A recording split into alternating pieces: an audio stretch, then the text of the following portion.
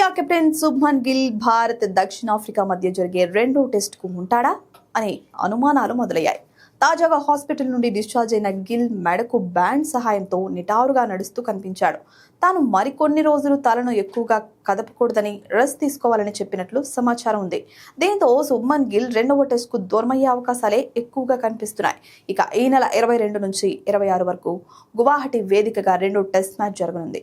అయితే ఈ do or die టెస్టుకు Gill ప్రయాణించడం లేదు అంటూ క్రికెట్ అసోసియేషన్ ఆఫ్ బెంగాల్ వర్గాలు కూడా వెల్లడించాయి.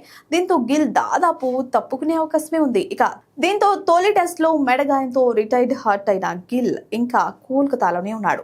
తాజాగా వైద్య బృందం ఇచ్చిన నివేదిక ప్రకారం శుభ్మన్ గిల్ 4 రోజుల పాటు పూర్తిగా విశ్రాంతి తీసుకోవాల్సి ఉంది. విమాన ప్రయాణం లాంటివి కూడా మానుకోవాలని చెప్పడంతో గిల్ గువాహటి టెస్ట్కు అందుబాటులో ఉండడం దాదాపు అసాధ్యమే. ఒకవేళ గిల్ దూరమైతే ఎవరిని ఆడిస్తారు అనేది మాత్రమే ఇప్పుడు చర్చనీయాంశంగా మారింది.